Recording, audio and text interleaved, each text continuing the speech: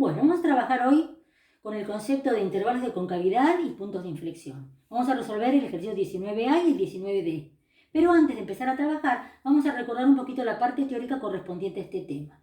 Vemos entonces concavidad y puntos de inflexión. Si la gráfica de una función continua posee recta tangente en un punto donde la concavidad cambia de sentido, llamaremos a ese punto un punto de inflexión. ¿Cómo determinamos los puntos de inflexión? Hay una condición necesaria y una condición suficiente. La condición necesaria dice que si x igual a x0 es un punto de inflexión de la función f de x, entonces la derivada segunda en x0 es igual a 0, o bien no existe la derivada segunda en x0, por supuesto con x0 perteneciente al dominio de la función. Y la condición suficiente nos dice que tiene que cambiar el sentido de la concavidad y que además debe existir recta tangente en el punto x0, es decir, debe existir la derivada primera en x0. Además vamos a trabajar con criterios de concavidad que dice así.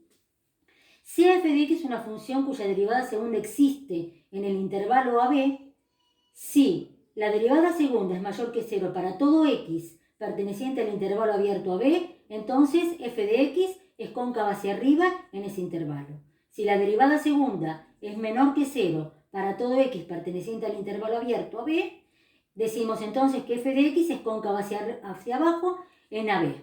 Y por último, si la derivada segunda es igual a 0, para todo x que pertenezca al intervalo, decimos que f de x es lineal. Ahora sí vamos a pasar a resolver el ejercicio. Nos dan como datos que el ejercicio del 19A dice que f de x es igual a 6 sobre x cuadrado más 3. Primero tenemos que determinar el dominio. Si nos fijamos, es un cociente donde el denominador está definido para cualquier número real. Por lo tanto, el dominio de nuestra función va a ser igual al conjunto de números reales. Ahora tenemos que hacer la derivada primera y la derivada segunda. Y la derivada segunda igualarla a 0. Entonces, primero encontramos la derivada primera. Para derivar nos conviene siempre, en lugar de derivar como un cociente, pensar de este denominador como exponente subido al numerador con exponente negativo. Entonces ponemos 6 por, entre paréntesis, x cuadrado más 3 a la menos 1. Derivamos esto. A 6 es una constante. Derivamos la potencia menos 1 por la base, que es x cuadrado más 3, a un grado menos, o sea, a la menos 2, por la derivada de la base, que la derivada de la base nos dio 2x. Acomodamos un poquito esta expresión y la escribimos como un cociente. En el numerador nos va a quedar menos 2x y en el denominador nos va a quedar x cuadrado más 3 elevado al cuadrado. Esa es la derivada primera. Ahora, en base a esto y derivando como un cociente, encontramos la derivada segunda. La derivada segunda es, entonces, derivada del numerador de menos 12x, la derivada es menos 12.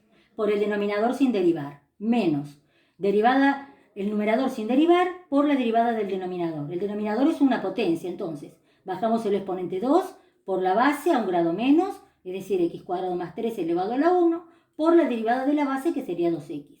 Y en el denominador nos va a quedar ese denominador elevado al cuadrado. Como ya tenía un cuadrado, nos queda elevado a la cuarta.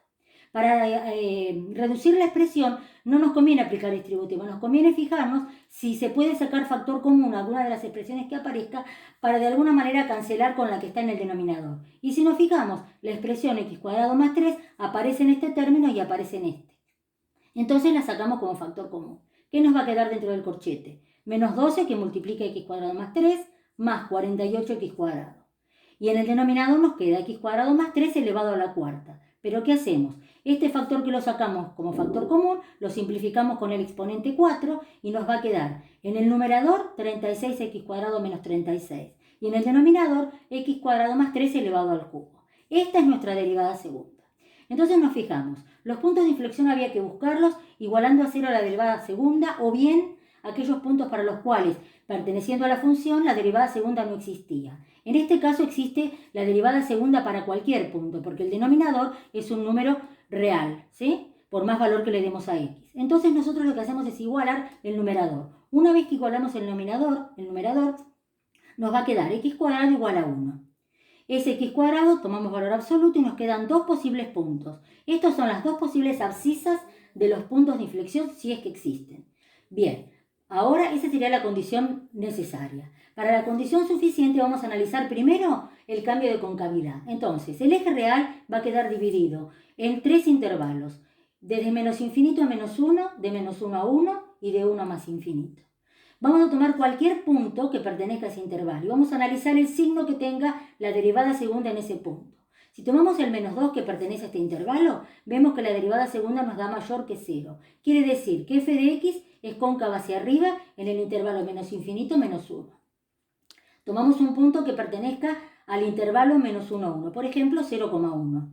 Reemplazamos en la derivada segunda y nos da menor que 0. Entonces f de x es cóncava hacia abajo en el intervalo menos 1, 1. Y finalmente tomamos un punto, el 2 por ejemplo, que pertenezca al intervalo 1 más infinito, reemplazamos en la derivada segunda y nos dio mayor que 0. Entonces podemos decir que f de x es cóncava hacia arriba en el intervalo 1 más infinito. Quiere decir que de la condición suficiente ya hemos comprobado la primera, que decía que tendría que haber un cambio de concavidad. Ahora vamos a verificar si existe recta tangente en el punto 1 y menos 1.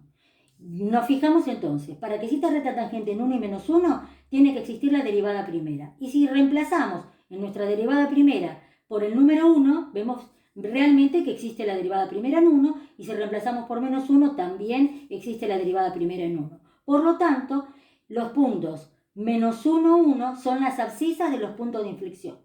¿Cómo encontramos entonces para terminar el ejercicio? Reemplazamos menos 1 en el enunciado de la función y obtenemos la imagen 3 medios. Reemplazamos por 1 y obtenemos la imagen 3 medios. Entonces, para concluir, vemos que la función tiene dos puntos de inflexión y tiene un análisis de su concavidad.